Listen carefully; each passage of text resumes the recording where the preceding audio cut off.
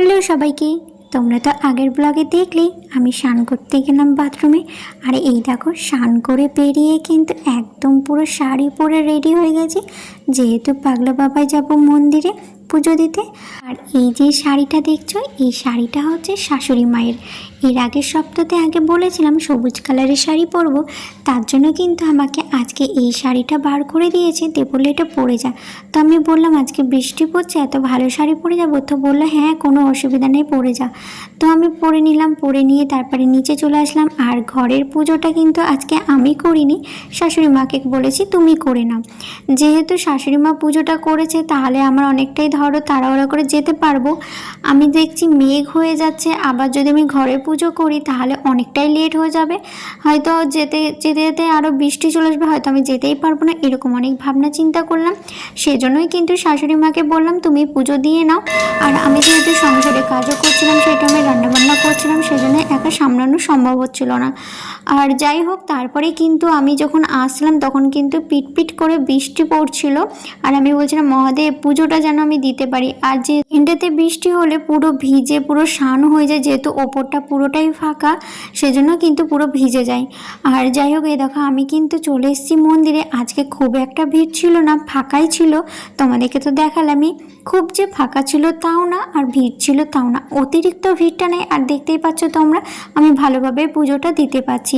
আর আজকে কিন্তু আমাকে ভিডিওটা করে দিয়েছে একটা দিদিভাই, দিদিভাইটাকে আমি চিনি, দিদিভাই আমাকে চিনে, খুব ভালো বন্ধুত্ব হয়ে গেছে আমাদের। আর সেজন্য কিন্তু দিদিভাইকে বললাম তুমি একটু ভিডিও করে দেবে, বললো হ্যাঁ দাও।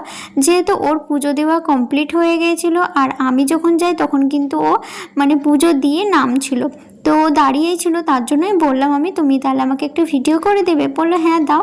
সেই জন্যই কিন্তু ভিডিওটাও আমাকে করে দিয়েছে। আর এই দেখো তোমাদের সঙ্গে আমি এখন শেয়ার করছি। তারপরে তো ওই দিদিভাইটা চলে গেল, চলে যাওয়ার পরে আমি ওখানে বসে একটু জব করলাম, জব করার পরে তারপরে এই দেখো আমার পুজো দেওয়া কমপ্লিট হয়ে গেছে। তারপরে দেওয়ার পরে ঘন্টা বাজিয়ে কিন্তু আমি বেরিয়ে পড়লাম।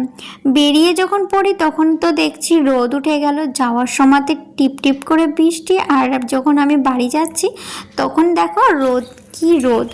তো সেটাই আমি তখন বলছিলাম যে এখন মানে টানা রোদ উঠেছে, এখন এরকমই হবে জানি, শ্রাবণ মাসের এরকমই হয়, এই বৃষ্টি আর এই রোদ।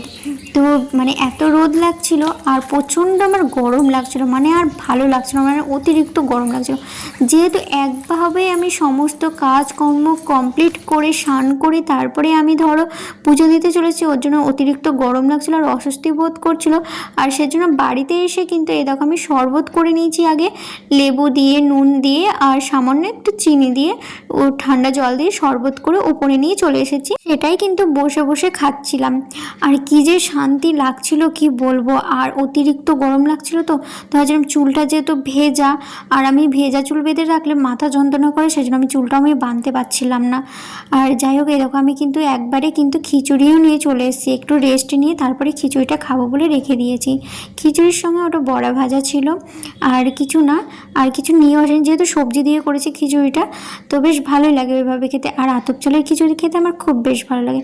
তো ভিডিওটা আমি এখানেই শেষ করছি, কেমন হয়েছে অবশ্যই তোমরা জানিও।